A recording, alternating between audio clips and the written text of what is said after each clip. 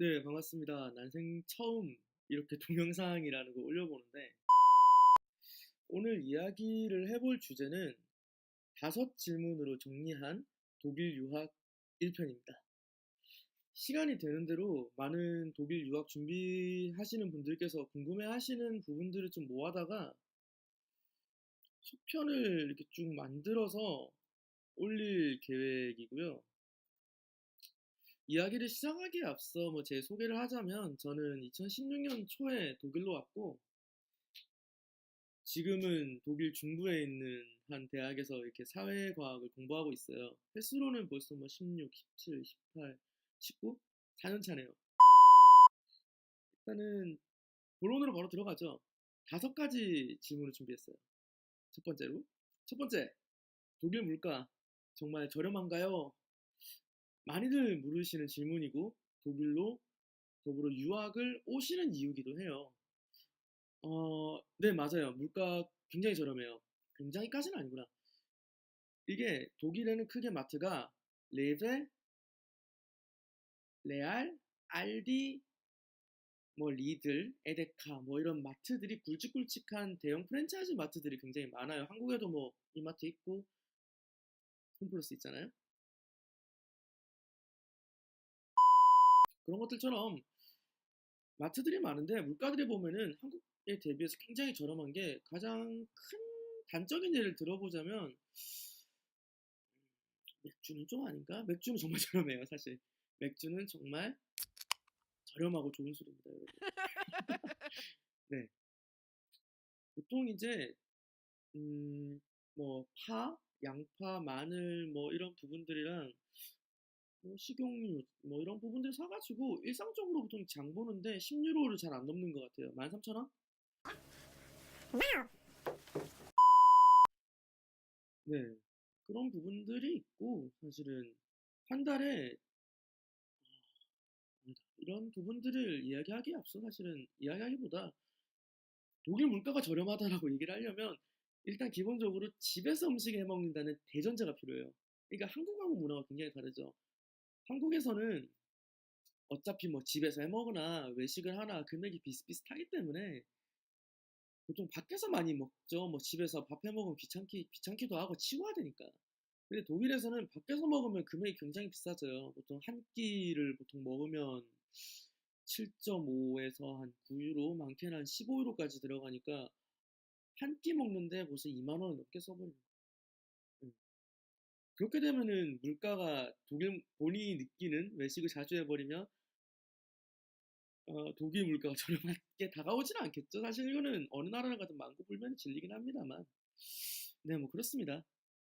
그런 정도의 물가예요. 제가 시간이 되면 제가 댓글에다가 혹은 다른 곳에다가 제가 장 보고 와서 영수증을 한번 올려볼게요. 네, 물론 번역을 해서. 네, 두 번째, 또 첫 번째 질문의 연장선상일 거예요. 독일 생활비 얼마나 드나요? 라고 하면 이건 지역과 본인이 학생이냐 비학생이냐에 따른 이런 본인이 가진 스테이터스의 차이에 따라 다른 것 같아요. 일단 저도 그렇고 보통 이제 일반적인 독일로 오시는 유학생분들은 한국에서 자주 접할 수 있는 언어가 아니기 때문에 그럴 거예요. 네, 조금 낫네요. 예, 접할 수 없는 언어이기 때문에 이제 어학생으로 많이 오죠. 즉 정규 대학 학생이 아니라는 거예요. 대학생이 아니라는 건데 이게 뜻하는 바가 학교랑 끈이 없다는 거잖아요. 단적으로 얘기하면. 그러면은 기숙사로 들어갈 수 없고 독일 대학생의 가장 큰 혜택 중에 하나인 교통비 혜택을 못 받는 거예요. 가령 제가 예를 들면은 저는 처음에 2016년도에 왔다 그랬잖아요. 2016년도는 제가 2월 달에 와서 9월까지 제가 어학생 생활을 했는데 그때 들었던 돈이 한 달에 제가 한국 돈으로 치면 한 100만 원 가까이 썼던 것 같아요. 왜냐면은 학생에 비해서 비학생이 드는 돈이 엑스트라로 굉장히 많기 때문이에요. 그리고 비싸고요. 첫 번째가 집세죠. 두 번째가, 그러니까 먼저 학생이랑 비학생이 공통적으로 들어가는 부분을 말씀드릴게요. 집세, 음, 집세와 또 뭐가 있을까? 죄송해요. 갑자기 이렇게 대본이 딱히 없이 하다 보니까 고정비가 뭐 집세와 밥값과 뭐 술 담배 하시는 분들은 그냥 기타 뭐 크게 이야기하면 이 두 개 고정비와 유동비가 되겠죠. 근데 여기서 학생이 하는 사람들이 더 들어가는 게 있어요. 교통비 그리고 어학원비. 이 두 개가 덩치가 의외로 굵직굵직합니다. 그리고 처음 말씀드렸던 주거, 교통도 말씀 계속 드릴 텐데 첫 번째가 집이에요. 가장 중요한 고정비죠. 살아야 되잖아요. 잠도 자야 되고 밥도 해 먹어야 되고 뭐 씻기도 하고 여러 가지를 하니까. 근데 이게 일반 집에 있게 되면은 돈이 굉장히 많이 들어가요. 근데 이거는 비학생인 경우에는 기숙사를 못 들어간다고 그랬잖아요. 그렇게 돼버리면 지역의 영향을 굉장히 많이 받아요. 저 같은 경우는 독일 프랑크푸르트에 있었거든요. 제가 뭐 헤센주에 있는 중부에 중부가 좀 남쪽이구나. 어쨌거나 거기가 물가가 좀 비싼 도시예요. 제가 어떤 느낌이냐면 9제곱미터 그러니까 3.3제곱미터에 1평이라고 하면 3평이 채 안 되는 방이었는데 한 달에 380유로를 냈어요. 이 안에 물론 인터넷이랑 모든 것들이 들어가 있긴 했지만 비싼 금액이죠. 여기에 제가 교통비가 한 달에 80유로씩 들어갔어요. 프랑크푸르트 시내를 쭉 다닐 수 있는 티켓이 80유로가 월 정기권이 들어가고요. 그리고 밥을 먹어야죠. 근데 대학 기숙사가 아니기 때문에 집에서 해 먹거나 하면서 또 들어갔어요. 그리고 네 번째가 어학원비. 그러니까 이게 정말 굵직굵직해요, 사실은. 그리고 이제 휴대폰을 비롯한 개인 통신비가 또 들어가겠죠. 아까 전에 공통적으로 들어가는 부분에서 통신비를 빼먹었구나. 네. 여기서 가장 큰 맹점은 비학생일 때는 돈이 굉장히 많이 들어간다는 점이에요. 물론 뭐 미국이나 영국이나 뭐 그런 유학지들에 비해서는 크게 많이 들어가진 않겠지만 일단 주거가 불안정해요. 사실은 안정성이 없기 때문에 상황이 바뀌면 나가줘야 되거든요. 뭐 그런 부분이 안 생겨야 되겠지만 그 크게 생기는 부분은 아닌데 주거가 불안정하다는 가장 큰 이유는 내가 대학이 어떻게 될 수도 있고 상황이 어떻게 바뀔지를 모른다는 거예요. 안정적이지가 않다라는 거예요, 사실은. 그리고 비싸요. 일반 집을 들어가야 되기 때문에 저도 380유로 냈다고 했잖아요. 근데 대학을 합격을 하고 나서 뭐 지역이 다르고 물가가 다르기 때문에 그럴 수 있겠습니다만은 보통 기숙사가 보통 그래요. 저렴하게 형성이 되기 때문에 가격이 제가 한 달에 냈던 게 한 270유로 정도 됐어요. 규모는 두 배로 컸고요. 19제곱미터 정도 됐던 것 같아요. 그러니까 3.3에 19 하면은 6평 정도 되려나요? 그리고 이제 화장실이 딸려 있었어요. 제가 프랑크푸르트 집은 공용으로 썼거든요. 집주인이랑 주방도 그렇고 물론 이게 다 들어가 있고 270이 아니구나 258유로를 냈어요. 네, 죄송합니다. 내고 교통비가 안 들어요. 여기의 맹점은 학교에 한 학기당 내는 이게 조짤바이트학이라고 하는 사회 기여금에 있어요. 그게 한 학기에 그냥 6개월에 330유로 정도를 내요. 이건 학교마다 달라요. 저희 학교가 제가 있는 주에서는 조금 비싼 편이에요. 여기 안에 교통비가 들어가 있어요. 그래서 사실 한 학기 이렇게 내버리면은 교통비가 전혀 안 들어가요. 그러니까 아까 5가지에서 교통비가 빠져버리죠. 그러면은 집도 조금 싸니까 조금 줄어요. 그리고 어학원비가 안 들어가요. 왜냐면은 수업만 들으면 되니까. 이외에 뭐 식비나 뭐 술 담배 하시는 분들은 술 담배 하고 이제 통신비 정도 들어가겠죠.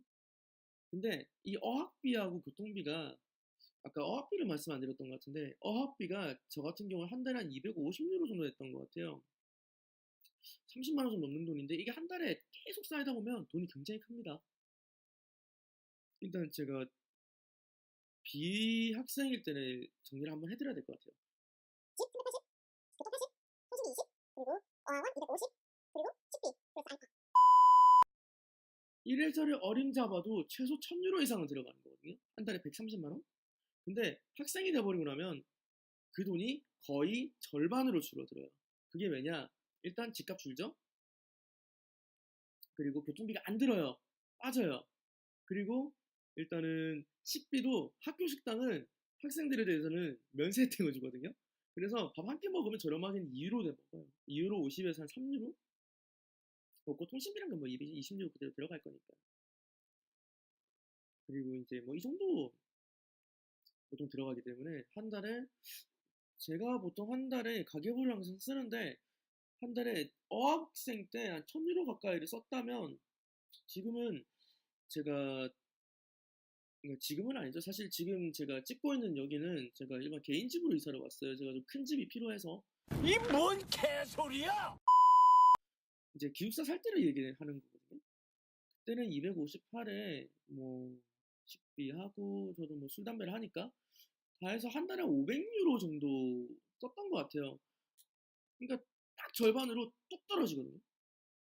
근데 그 맹점이 어학이에요. 사실 어학과 주거인데 이 부분들을 사실 지나고 나면은 진짜 독일의 물가가 저렴해서 왔습니다. 라고 할 수 있지 않을까 싶어요. 그리고 세 번째 질문. 독일어. 그러면은 학생이 되려면 독일어를 해야 되잖아요. 얼마나 걸리냐?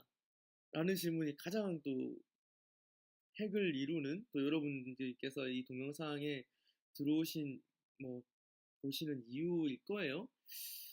음, 독일어는 크게 공식적인 기준으로는 CFR이라는 기준이 있어요. 유럽 공통 언어 기준이에요. 이거는 A, B, C 단계로 구분이 되거든요. A가 가장 높은 단계라고 생각하지만 가장 낮은 단계예요.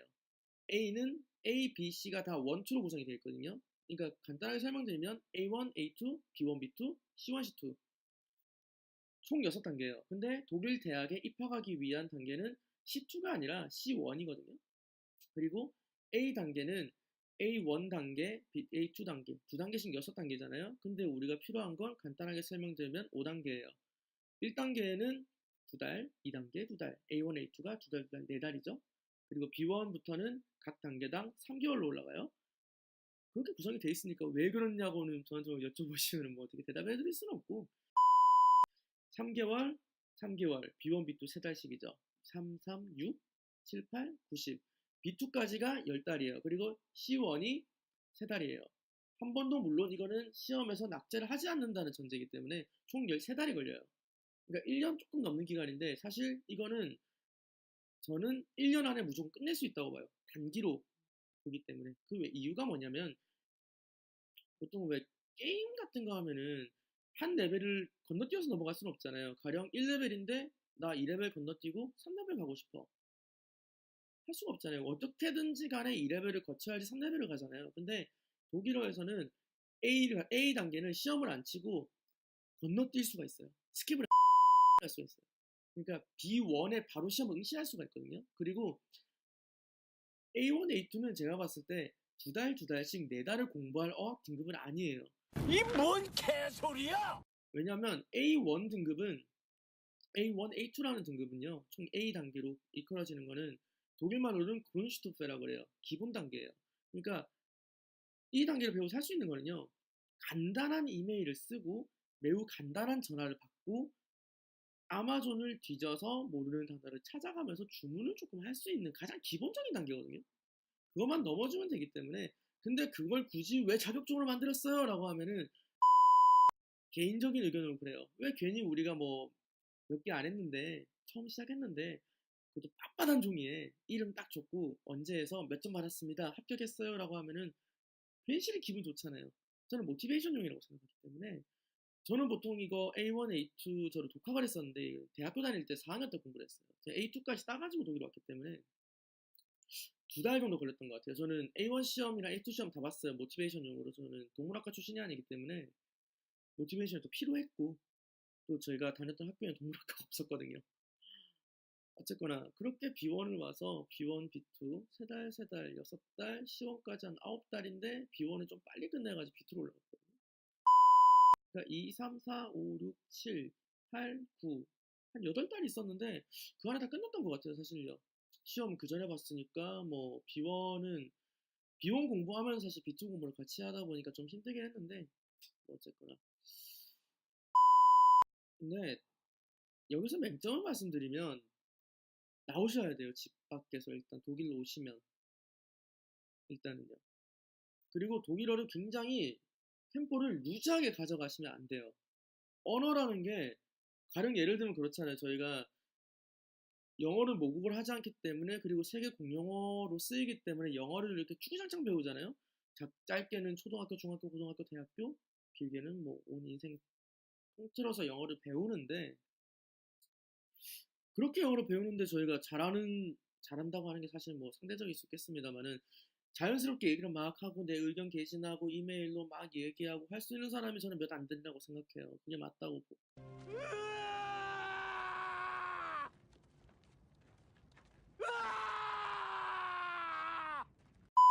그게 그렇다고 보고 한데 독일에서 저는 어학을 8개월 하고 물론 앞에 좀 하고 온 게 있지만 얼마 안 되기 때문에 그 기간을 공부하고 독일에 지내면서 필요한 이야기하고 물론 모국어가 아니기 때문에 제약은 받습니다만 제가 영어를 배웠던 것보다 더 편하게 얘기할 수 있어요. 그게 단타전으로 빠르게 치고 나가는 거거든요. 그렇게 치고 나가서 하면은 보통 저도 그렇지만 1년 안에 끝내는 사람이 있는가 하면은 그럼 2년에 되겠죠. 그게 아니라 1년이 안 돼 버리면은 2, 3년 쭉 루즈해지는 사람들이 있어요. 근데 가장 큰 문제는요. 결론부터 말씀드리면 얼마나 걸리는지는 본인에게 따라 달렸기 때문에 제가 이건 얼마만큼 걸려요라고 말씀드리기 힘들어요. 이 뭔 개소리야? 그 CFR이라고 하는 유럽 공통 언어 기준은 기준일 뿐이에요. 근데 그거를 말씀드렸잖아요. 약제하지 않는다는 조건에 가능한 부분이기 때문에 그 말인즉슨 반대로 얘기하면 본인이 성실하게 공부한다는 거예요. 음. 그래서 일단은 그 부분은 본인이 얼마나 열심히 하고 도끼를 가지고 가느냐 차이인 것 같아요. 어학생 때 경험담이나 뭐 그런 부분들은 제가 따로 말씀드려도 속편에 한번 올리도록 할게요. 네 번째가 독일 공부하기 좋은 나라인가요? 라고 하면은 저는 단언코 말씀드릴 수 있어요. 네, 맞아요. 저렴한 가격에 질 높은 공부를 할 수가 있어요. 일단 한국이 질 낮은 공부를 하는 건 아니지만 굉장히 토론식 수업을 지향을 많이 해요. 한국에서는 보통 뭐 간혹 몇몇 의과대학에서 사용하는 뭐 PBL 방식이 아니고서는 이렇게 교수님께서 단상 위에 있고 학생들이 단상 밑에서 수업을 일방적으로 듣는 형식이잖아요. 근데 여기는 각자 무조건 학생의 생각을 물어요. 그러니까 저 같은 경우도 지도 교수께서 항상 그래요. 헤어 킴, 미스터 킴, 네 생각은 어떠냐? 이 문제에 대해서 해결 방안이 있다면 어떤 게 있을까? 그러면 저는 준비를 해가지고 이야기를 해야 돼요. 근데 그게 일방적으로 여쭈시는 것도 있지만 사실 토론식 대화거든요. 그러다 보면은 가장 좋은 건 뭐냐면 본인의 생각이 생겨요. 나의 의견이 생기고 내가 여기서 문제가 좀 있는 것 같다, 문제 제기하고 싶다 하면은 자연스럽게 개진할 수 있는 분위기가 돼요. 그리고 누가 의견을 개진한다고 해서 누구 하나 쟤 왜 저렇게 질문을 많이 해? 아우 집에 가야 되는데 그런 사람이 없어요. 사실은요. 그게 당연한 듯이 받아들여지는 곳이기 때문에 이 부분도 사실 진짜 학문이라는 부분 그리고 저렴하게 아까 앞에 말씀드렸던 학생의 스테이터스에서 그런 한 달에 얼마 안 되는 돈을 가지고 뭐 어떤 분에게 클 수 있고 하지만 어쨌거나 유학이라는 큰 틀 안에서 본다면